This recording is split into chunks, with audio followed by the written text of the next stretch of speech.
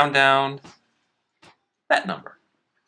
So you hit enter, and you get 1. Now, instead of typing it all over again, what can I do?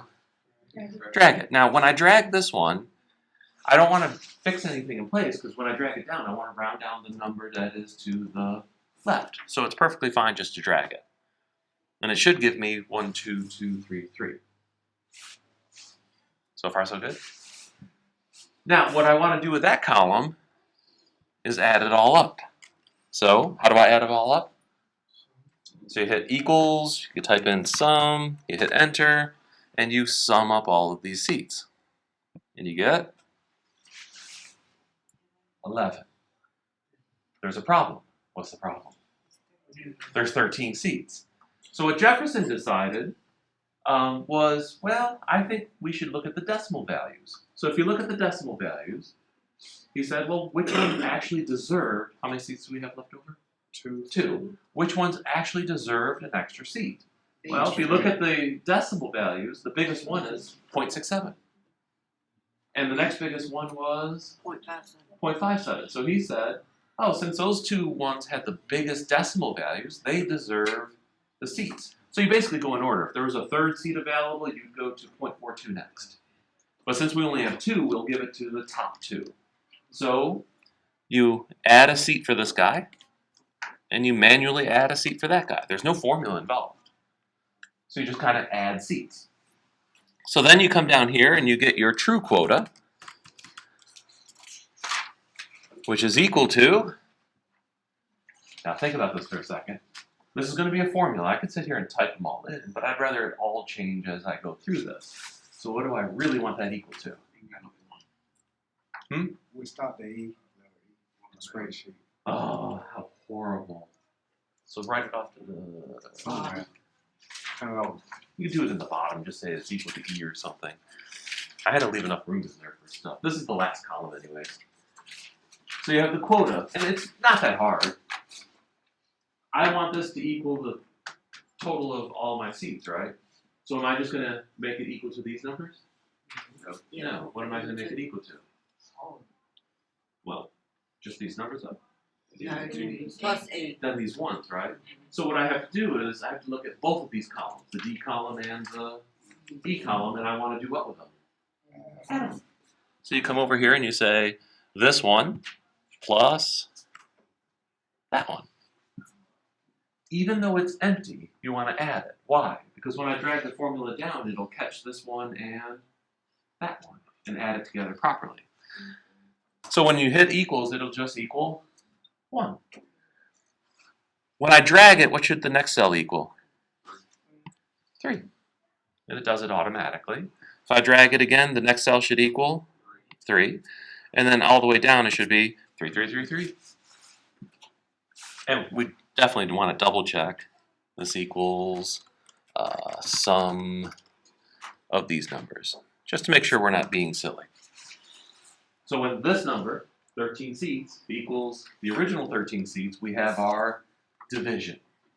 So District 1 should get 1 person, I'm sorry, 1 person. District 2 should get, or B, should get 3, 3, 3, 3. Now what's cool about this is, let's change the district sizes. Let's make the first district 2,000. Will it change anything? Well, yeah. It's going to change the sum. When it changes the sum, it's going to change the standard divisor. When it changes the standard divisor, it's going to change every single one of these decimal values. When it changes all those decimal values, your rounded quota is going to change. The only thing that we have to do manually is assign extra seats when necessary. That's the only thing we have to do manually, other than changing the district size and the seat size. So let's change it to 2,000. Our sum went up. Our standard divisor changed. All my decimals changed. And we have these new decimals. It adds up to 11 again. So we're 2 shy. But then you have to kind of go and delete these 2. Because those were just numbers we typed in. Who should get the extra 2 seats? A and E. A? A. I wouldn't give it to A. A6 and A7. I mean C6 and C7. I thought we did. Well, go for District A, B, C, D, E. Oh, District D and D and E, right? Because the decimal values are 0.799 and 0.61. All the other decimal values are Oh, rounded down. smaller. Don't look at the rounded numbers. You're looking at the decimal values of the numbers that are left over. So here you have 0.29, 0.10, 0.18, 0.61, 0.79. Out of that list, the two biggest ones are 2.617 and 2.799. So I'm going to give the 2 seats to these guys.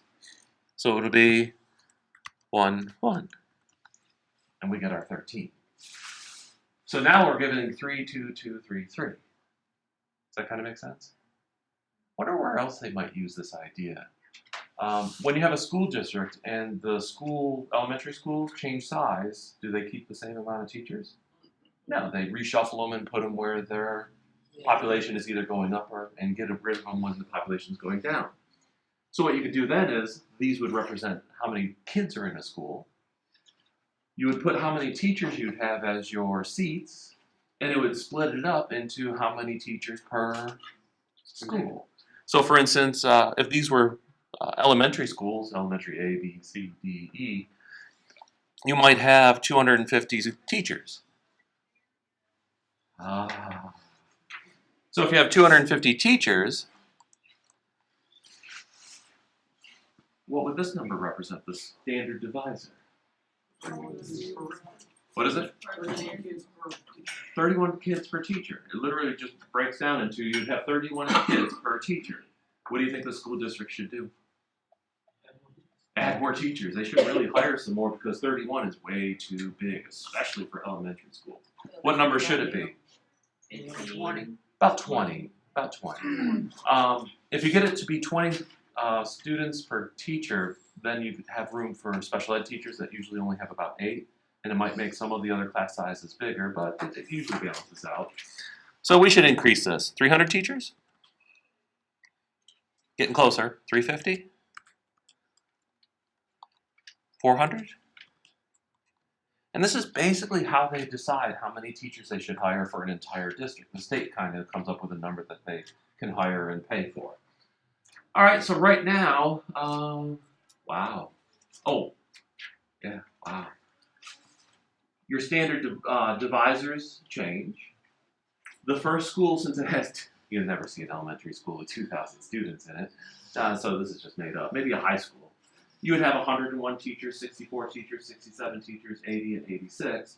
But then, of course, you're missing 2 teachers. So they could, choose how to do it. But Jefferson's method says, let's make it the highest decimal. Which 2 this time?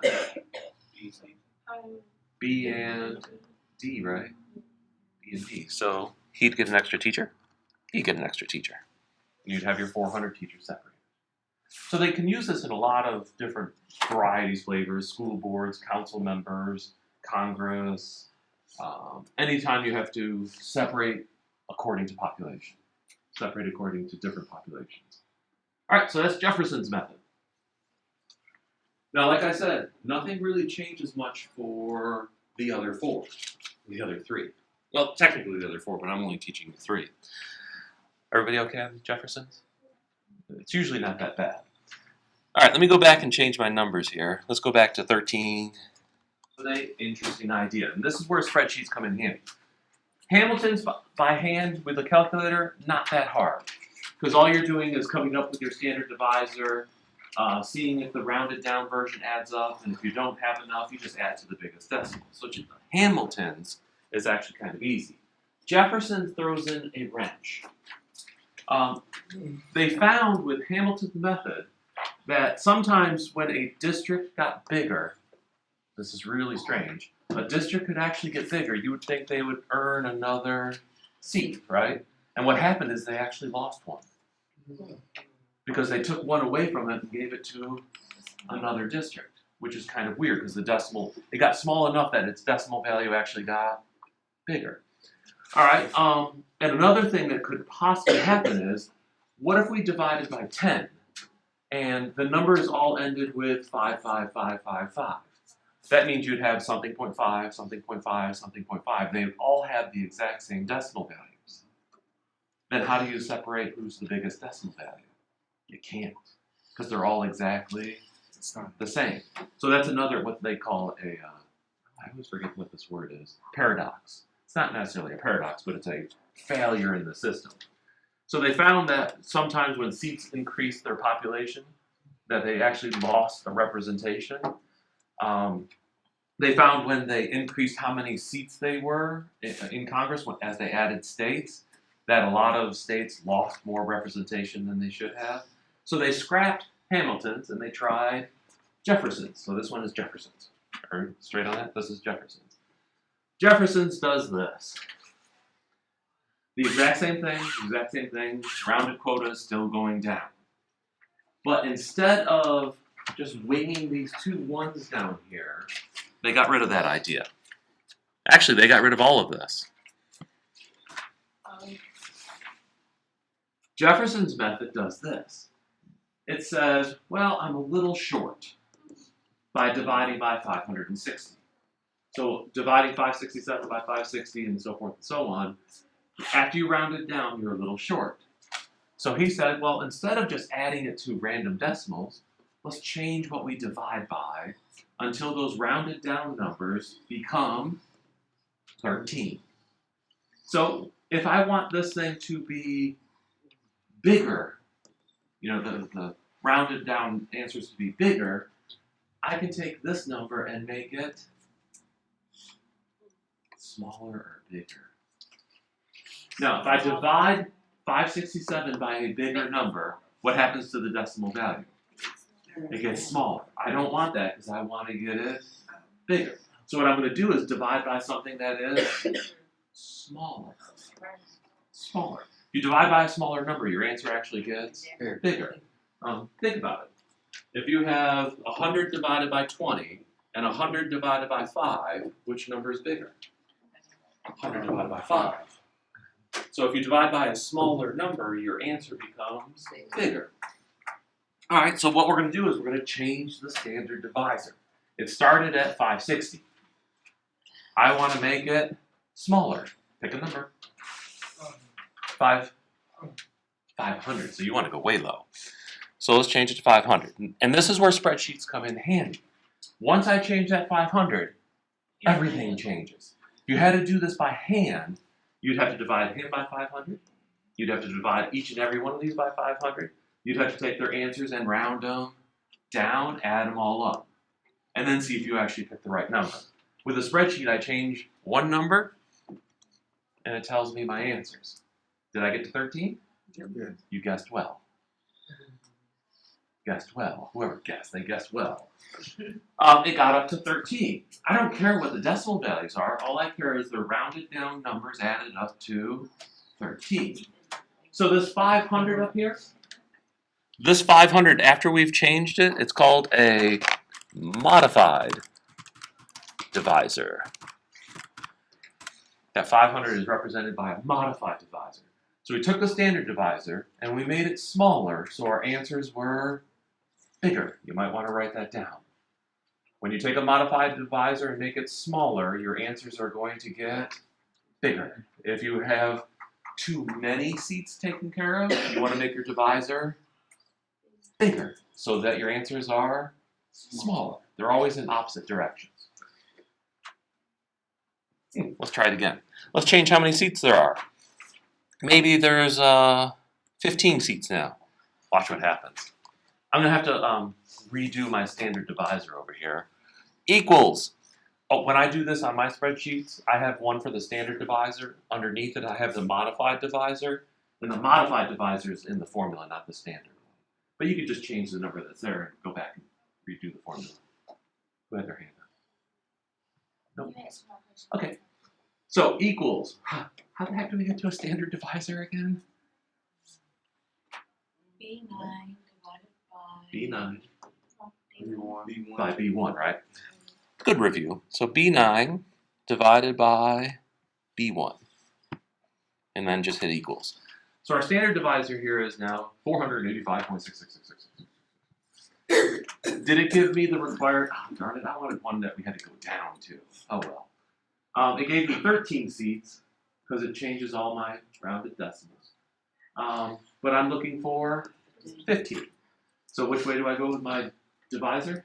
I want to go down with it so that my answer goes up. Anybody want to guess at a down? 450. 450. Okay, 450. Doesn't change a thing. I said 15, 415. 415. 415. He said 450. 415. I got 16. So negative. Now I'm too big, so I'm too big, so I have to go higher. 425. 425? 420. It sounds like, what's that show? Wheel of Fortune? What price is it? 425! Did I get it? I got it. So District A will get 1 seat, District B will get 3, District C will get 3, District D will get 4, and the last one will also get 4. So with Jefferson's method, this is Jefferson's, they use what's called a modified divisor. And the last 3, all of them use modified divisors. Does that make sense? Okay. So, Hamilton's, round, add on extra seats as necessary. Jefferson's, round, and modify the divisor until your seat numbers actually add up to the right number. Next one up is Webster's. Should really give a title to these things. Oh, by the way, if you need room, if you want to put a title at the top of your page, you all know how to add a column. You just go over here to 1, you click on it, you hit right mouse click, and you say insert 1 above or 1 below. Here I want to insert 1 above. I really should be labeling these. This is now Webster's method. There we go. On the stock project, there's one small mistake compared to my video and the real answer I want at the end of the semester.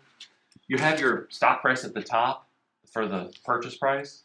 You might want to move it down above your first price that you put in week 2 or week 1 so that you have a continuous list of prices. But that's later on. You'll see it come up. So you'll just add a column in that case. Oh no, a row. All right, so what does good old Webster say?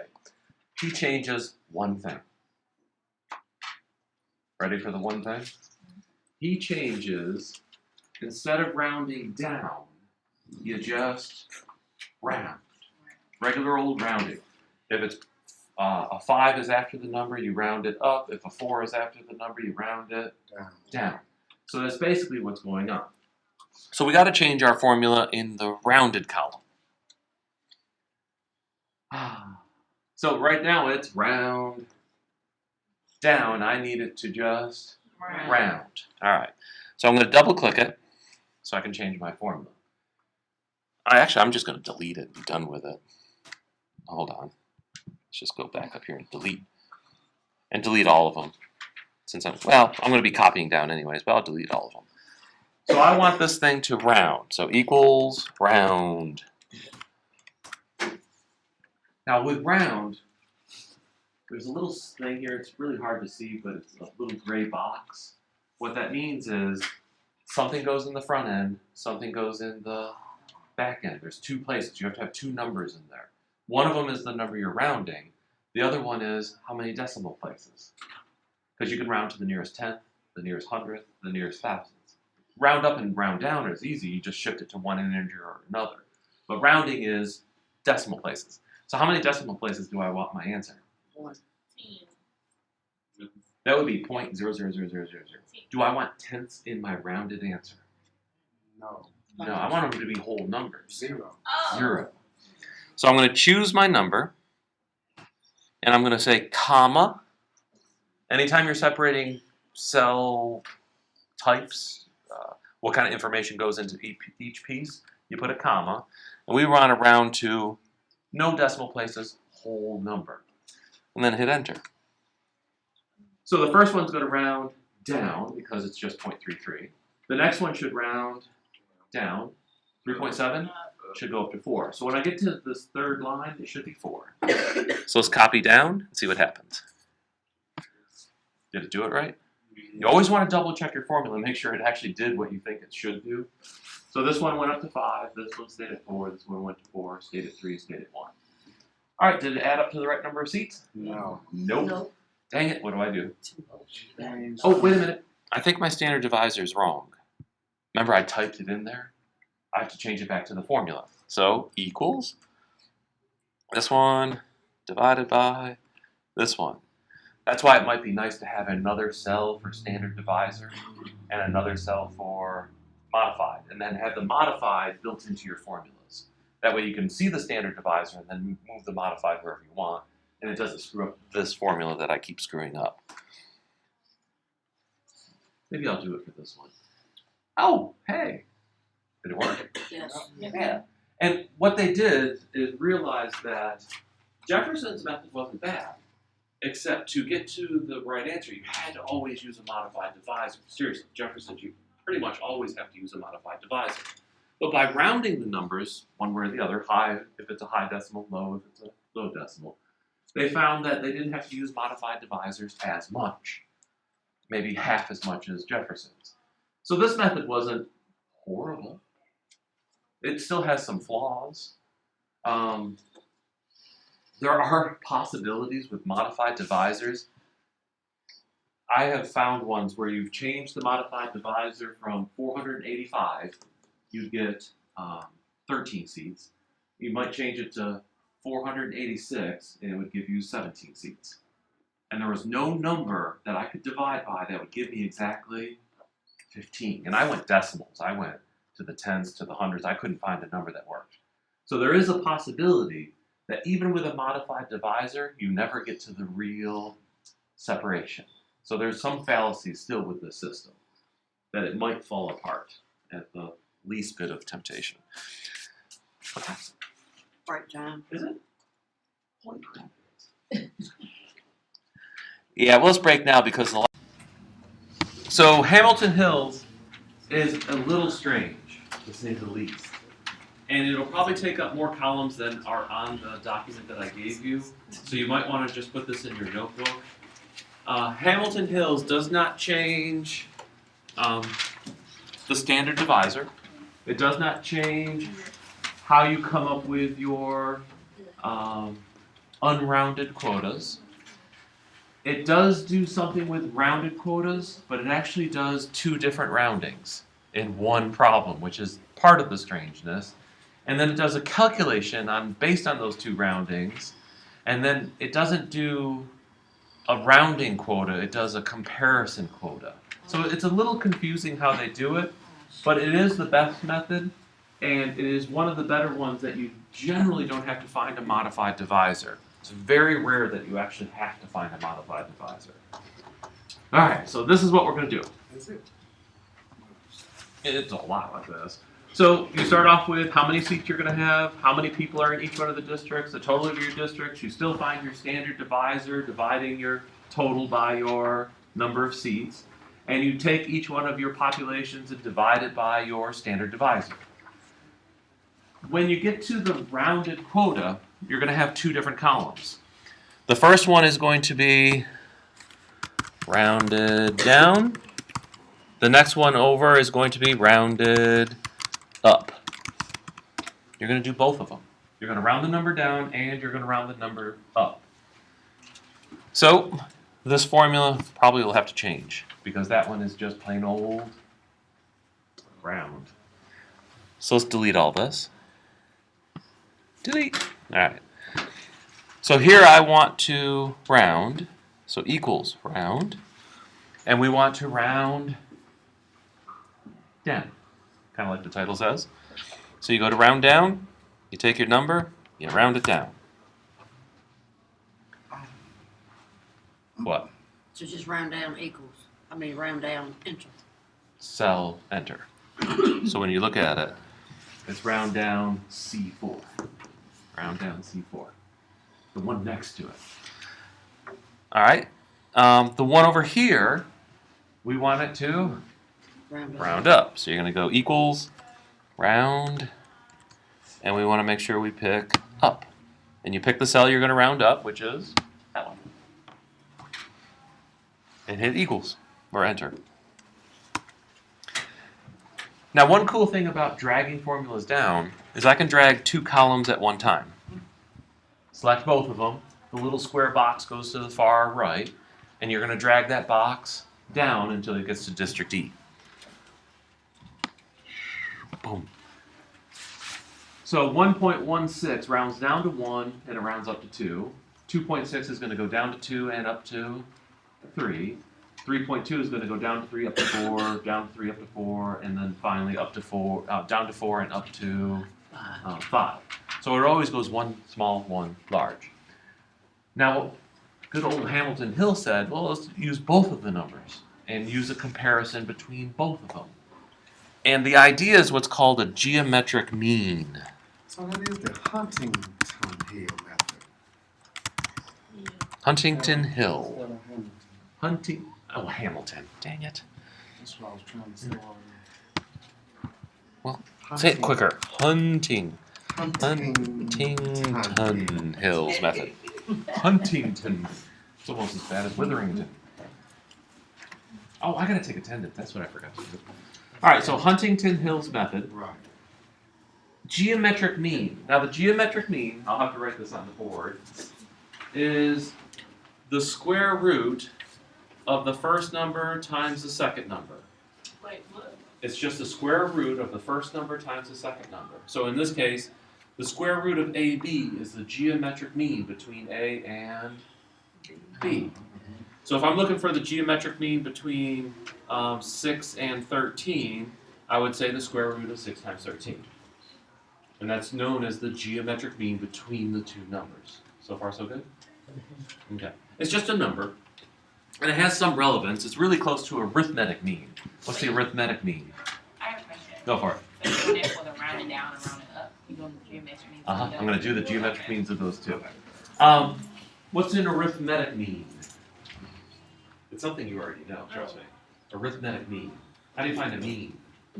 Oh, by adding all of them. Add them up and divide by how many there are. But an arithmetic mean is add two numbers together and divide by 2.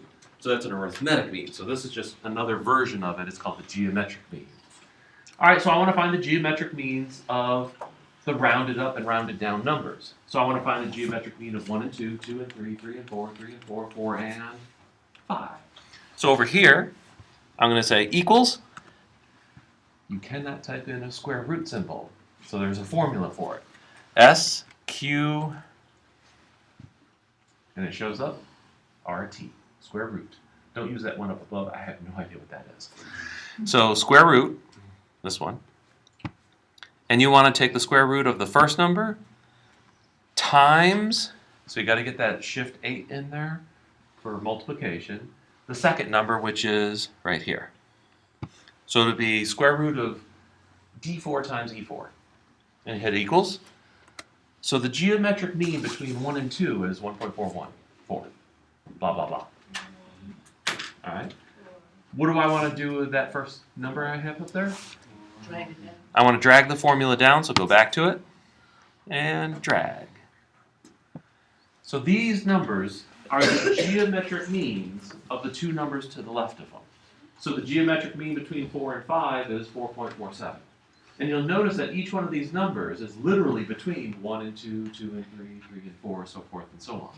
So it's a number that represents an average of types. All right, now the fun part begins. Whew. Oh, this number is useless, so let's get rid of that 13 because I don't even want to look at it. That means absolutely nothing. So here's what Hamilton Hill does. It takes the standard divisor, so over here in C4, I'll just move it over. It takes this number way over here, and it compares it to this number way over there, the geometric mean. And it says, is the standard divisor bigger or smaller than the geometric mean? Smaller. If it is smaller, you round Up. down. You round down. So this number here is going to become the comparison of these two rounded the direction that you compare them. So if it's smaller, down. There's a way of typing in a formula, but I don't want to get into it because it requires what's called logic. and most people are horrible at it. So just do it manually. So this number compared to that number, it's smaller. It'll round down to 1. Now, if I have 2.67 and I compare it to 2.44, it's bigger, right? So since it's bigger, I'm going to round it Oh, up. So instead of 2.67, this one's going to become 3. All right. Next comparison, 3.29 and 3.46. round down. I'm going to round down because it's smaller, so that's 3. The next one, 3.5 compared to 3.4. Round up. Round up, so that's going to go up to 4. You said the standard divisor is smaller, you round down? Yeah, if it's smaller, down. If it's bigger, up. Oh, Compared to the geometric mean. So here I had 3.57, but here I had 3.46. Because it's bigger, I'm going to push it up. Even if it was like 3.14 and this one was 3.1, I'd still push it up to 4 because it's bigger than the geometric mean. So it's not a rounding. 4.29 compared to 4.72. I'm sorry, 4.47. Which way do I round? Down. So this one would become 4. Now these are the ones I want to add up. So sum equals sum. And I want to add this column. And notice, I don't have to do a modified divisor. Came up perfect.